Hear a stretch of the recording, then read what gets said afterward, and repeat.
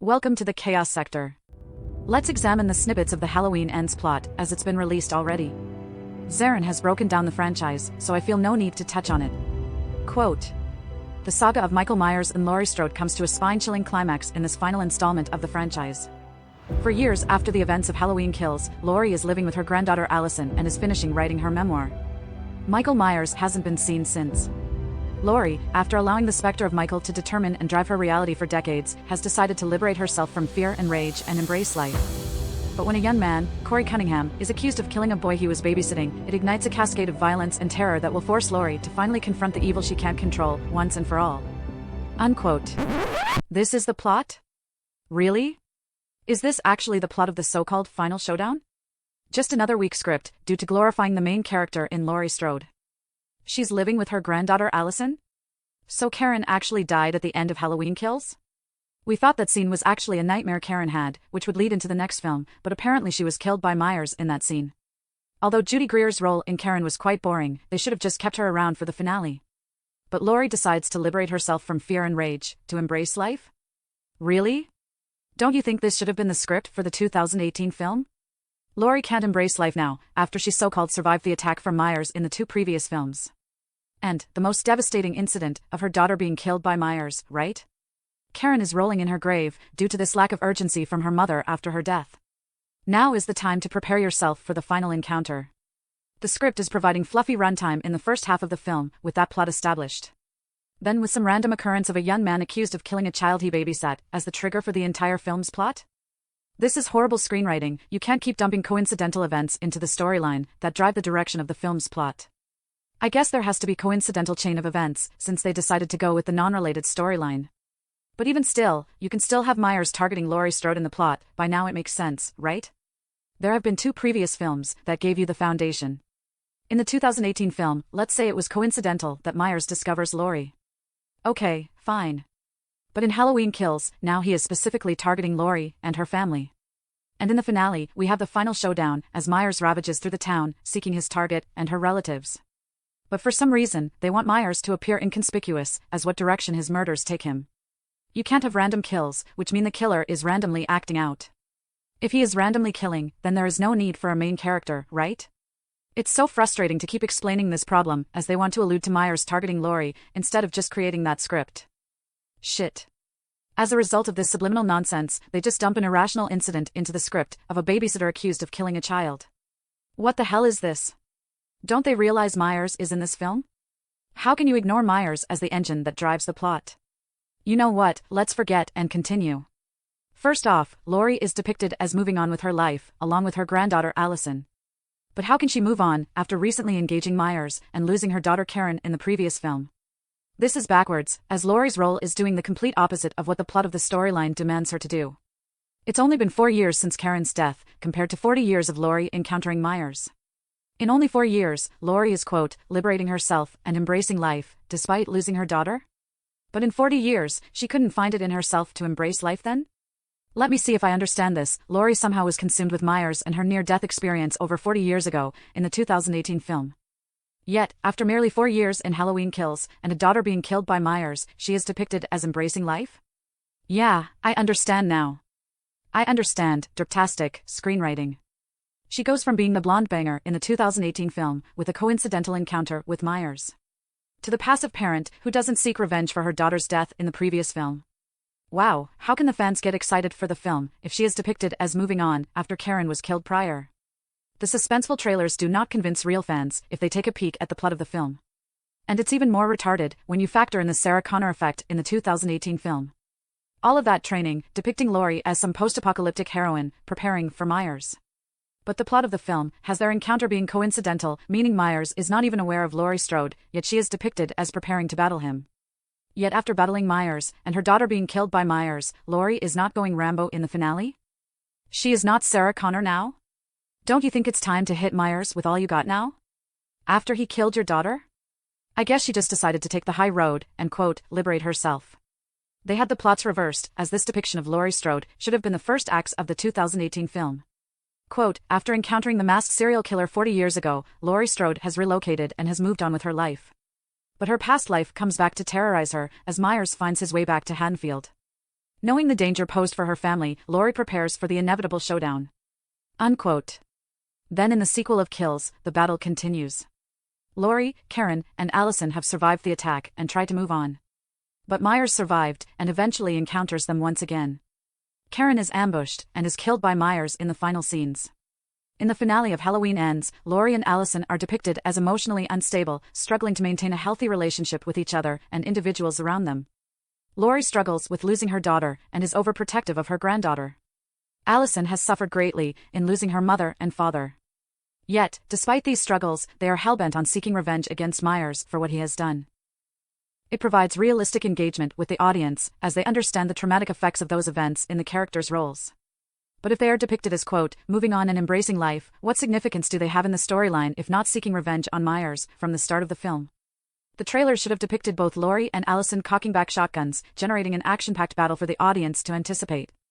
Although these films suck balls, that is literally the chain of events in the storyline. Second, this so-called killer babysitter angle is irrelevant to the plot of the film, but is used as a catalyst to establish the very freaking plot, apparently. Remember, Myers was never captured in the end of Halloween Kills.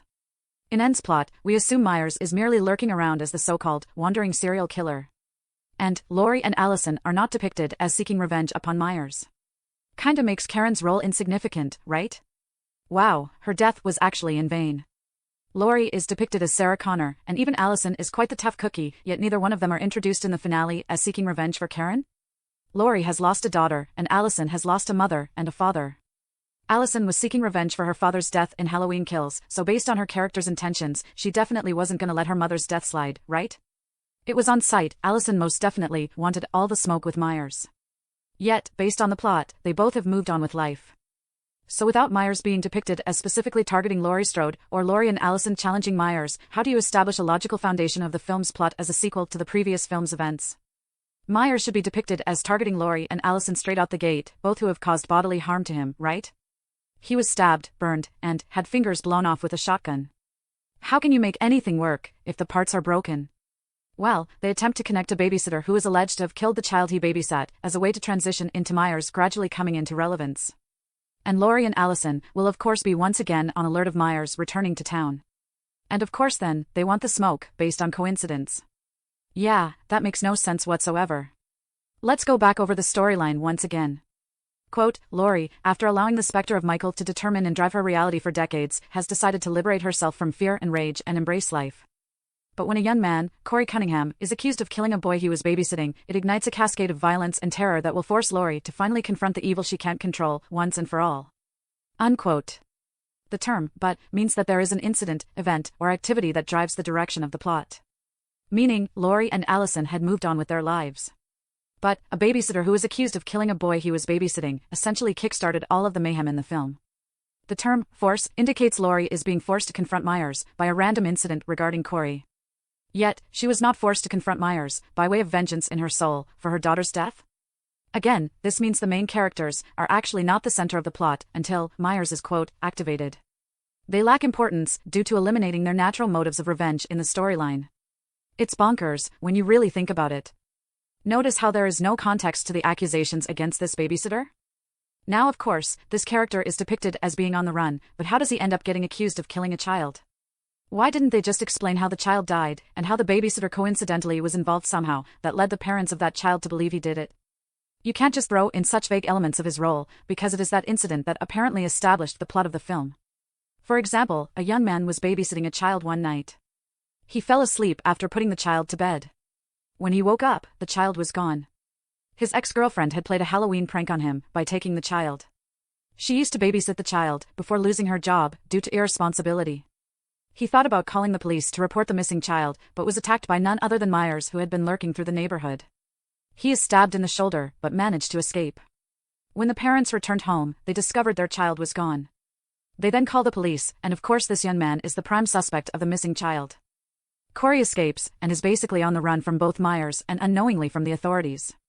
While running through dark alleys, a neighbor warns him that authorities are looking for him, for a kidnapping. That's a small sample size of how to effectively introduce the babysitter into the foundation of the plot. But without proper context, he just appears into the storyline out of thin air.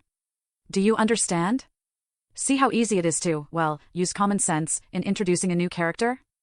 While we're at it, let's address this copycat killer theory that has flooded social media regarding Corey. Many have presented theories that Corey is a copycat killer who will become the next Myers.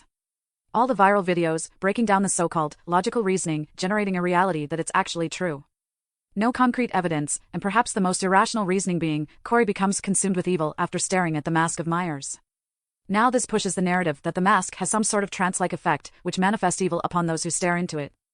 Well, I guess Myers is harmless without his mask then, right? Bull, shittery. Now to be fair, there is a trailer scene with Myers entering Laurie's home. It appears his left hand has all 5 fingers, though 2 fingers were blown off, right? This supports the theory that it is Corey in this scene, not Myers. But this would mean it is Corey who is fighting Laurie in those trailer scenes, right? Yet, we clearly see that the individual fighting Laurie obviously is not capable of fighting with both arms. And this is because one hand is disabled due to having 2 fingers blown off. Oh, that's Myers, and that previous scene is more so Laurie envisioning Myers entering the home. But how can they assume this when Corey is seen with Allison in what appears to be an ending scene here? This screenshot indicates that Corey is innocent of the crime of killing a child he babysat, which is wacky to place in the script in the first place. I'm pretty sure they viewed the same screenshots we have, so why then would they produce the copycat theory? It seems more like attempting to hype the film, increasing interest into the plot. And of course, this will generate larger revenue, due to this copycat theory. A new character as the next generation of Myers. Not bad, but I can say based on the screenshot of Corey and Allison together, he is not a killer. Screenwriters intentionally created that storyline for Corey to generate the theory he will become a killer. And watch the madness unfold in the Halloween threads. Sure enough, they ran with it. Even some claim that Allison would be, or should be, the next killer. With all this chirping, Myers is more like a wandering vagabond whose legacy is being replaced with random civilians to take his place. Talk about throwing my guy under the bus. It is unethical to create a scenario in a horror film that a character has been accused of killing a child. It doesn't matter if he's innocent or not, it is the fact that a child was killed in real time within that film. Children die in horror films, but it's never depicted on screen. Nor is it depicted as being killed by an actual character in the film. They die of natural causes, they even die of supernatural causes, or even accidental deaths. And often, they are depicted as ghosts who haunt other children, or a house where their death occurred. Although Myers is one of the most feared killers in the horror genre, with savage kill scenes, he has never been depicted as killing children. He has always spared children, or the script allowed the child to escape. Such is Myers' niece in Jamie. And it is Myers himself within the film that disregards children. He encounters the first child in the original film and let him run off. Then Tommy Doyle, and even chasing Laurie through the house, Tommy and Lindsay were not the focus for Myers. But to have a plot where Corey is accused of killing a child is unethical screenwriting. This clearly was used to establish the theory of Corey being a copycat killer. Could have just had him accused of killing, I don't know, an ex-girlfriend, right? The same scenario would play out, right? Distasteful. Anywho. Don't forget, the storyline is a serial killer who just so happens to stumble across a tough victim in Laurie Strode, who continues to survive. Yet, Myers is not depicted as targeting Laurie specifically, although we all know that's exactly what's happening. So since Myers is more so killing random people throughout the film, how do we keep ending up with Laurie Strode in the ending scenes against Myers? Rhetorical question, but to focus on the problem with this storyline. It's derp once again, yet let's review what we know so far. Like Zarin suggested, I believe Laurie Strode will be killed in this film. It is the most logical ending to most Halloween fans. But, in her death, follows Myers' death by the hands of Allison. She sought revenge for her father's death, then her mother was killed, and then her grandmother is killed. That is her entire family being killed by Myers, there is no chill button with her. It's only right that she has the privilege of ending it all. Corey and Allison seem fond of each other, but Corey decides to leave town, due to his reputation being tainted, and also experiencing the danger of Myers. The end. That's a decent ending to the trilogy, otherwise, it will only compound the problems that exist in the very storyline of this trilogy. Someone has to die in this film, and the odds are stacked against Laurie's survival. Of course there is the potential for Laurie to survive, and Myers dying. But this just doesn't satisfy the audience, because Myers is what creates interest in Halloween to begin with. If Myers dies, and Laurie survives, the audience can never truly accept that Myers had been killed, regardless if the film is depicted as the last Halloween. Yet if Laurie dies, the audience will accept this, as she put up a good fight, but finally gives her life to Myers after all those years. They mourn the death of Laurie Strode, but after her death, there is naturally an intrigue as to what happens next in the storyline. Well, if both Laurie and Myers die in the film, that will neutralize that intrigue, and everyone walks away satisfied with the ending. In conclusion, I won't bash Jamie Lee Curtis, as I feel she is a victim of her own flaws as a person. I do believe that she ruined the franchise with her arrogance, but I think it was due to fear. Fear of losing the fame she gained for her role as Laurie Strode. Danielle Harris was a rising star in the franchise, and Curtis just couldn't come to grips with that reality. Although she is not solely responsible for what happened to Harris, she did have the star power to stand up for her in that time frame. Heck, maybe she could have changed the storyline of Halloween 4 and returned as mother and daughter, just like her role in the current films.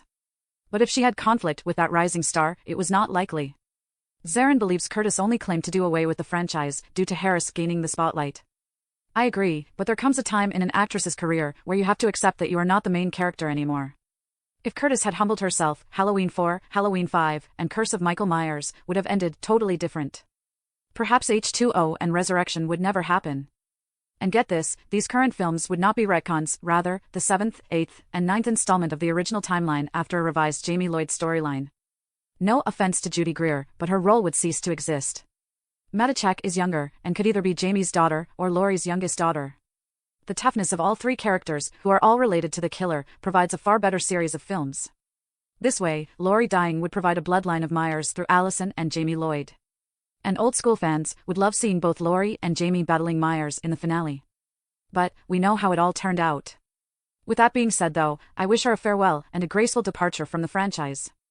Unlike Zarin, I have no anger towards Curtis. But, then again, her statements about a co-star indicated she may have bigger problems away from the big screen. Yep, that's right. Her personality is too toxic to speak fond of her. Based on how she has treated co-stars and other off-screen incidents, Curtis does not get any compassion from me. She may have been a better person when she was younger, but clearly she became a very bitter lady with age. That bitter persona is all I see when we view her role as Laurie Strode. She will die off, and should have stayed dead in the Halloween 4 storyline. No retcons, no faking your death to return in H2O, and no retcons currently. Practice what you preach, don't return to the franchise. If you claim you didn't want to return to the franchise, as you obviously had moved on to better things, why come back? The way she described her return was as if Halloween was not a film she was all too excited about doing. Yet it was all cap, as she had a voice-over role in Halloween 3, as the lady who announced the town's curfew. If you had no plans to return, why even do that? Then gradually make your way back to the quote original franchise in H2O? Oh, because they gave you that fat paycheck? It was the perfect scenario for Curtis, get rid of Harris, and get a huge paycheck after the smoke settled. It was always about money with Curtis, she admitted that in her H2O press release. And to think, Harris only wanted to be fairly compensated for her return, yet was literally insulted to her face. She sacrificed so much, and was kicked to the curb, while Curtis just prances around being the center of attention in the franchise? It's obvious who was more dedicated to Halloween. And, to never show compassion for a young actress in Harris? Never to reach out to a young Harris, to help her, guide her, take her under your wings in the Halloween franchise? Donald Pleasance was fond of Harris, Mustafa Akkad was fond of Harris, George Pete Wilbur, Don Shanks, all loved working with a young Harris. Yet John Carpenter and Jamie Lee Curtis had never mentioned, I mean literally, never mentioned, Danielle Harris. I reiterate, to all those Jamie Lee Curtis fans out there, why hasn't Curtis acknowledged an actress who played her daughter in the franchise? Even if you don't particularly like Harris, it's abnormal to not have anything to say, good or bad, right? There is often bad blood with co-stars in films, but they at least try to be professional and show a bit of courtesy in acknowledging each other's roles in the film they act in, right? Well, apparently not Curtis. Harris has mentioned Curtis and has never said anything bad about her. But the so-called civilized veteran in Curtis can't give Harris any public recognition for her role?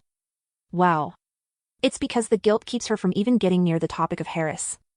Curtis can kick rocks, I have no respect for her.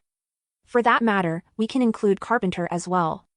For those who think I'm being an asshole to Curtis, put it in perspective. Curtis insulted a co-star in Ana de Armas, basically calling her an unsophisticated immigrant. There is absolutely no excuse for that, it is a sign of prejudice. The phrase, unsophisticated, is a fancy way of saying, you are poor, lack class, and naive to modern culture in America. Yep, that one phrase explained it all. Yet this same person is being paraded around in the current Halloween series, with everyone excited about the quote, showdown she will have with Myers? SMH. Of course we exposed how she ruined Harris's Halloween career, which really hurts when you factor in the potential success she could have had. Since Curtis didn't care for the franchise, Harris showed that she would put blood, sweat, and tears into her role as Jamie Lloyd. Yet her character was spit on and thrown in the trash within 20 minutes. And Danielle Harris's character was named after Jamie Lee Curtis, honoring her predecessor in the franchise. Harris didn't know this as a child starring in the film, of course. Yet I'm pretty sure Curtis knew everything that was going on. Which opens up another can of worms. More than likely, Curtis was watching the Halloween films during Harris's timeline. Now do you see the lurking spiteful ways of Curtis? Patiently waiting, plotting and scheming, with perhaps Carpenter, to eliminate Harris from the picture. And sure enough, that's what happened. She was jealous of a young Harris, as I broke down why her role was completely spit on in The Curse of Michael Myers. Would you respect such a person for what she has done to other co-stars, what she did to Danielle Harris, and the Halloween franchise? Respect is given when it's earned. And Curtis most definitely hasn't earned my respect. Sorry, but somebody has to tell it like it is. As for the actual film, who cares, just kill Laurie Strode off, and I couldn't care less what happens after that. Well, there it is, I can't disagree with that take. This is the Chaos Sector, Film Reviews.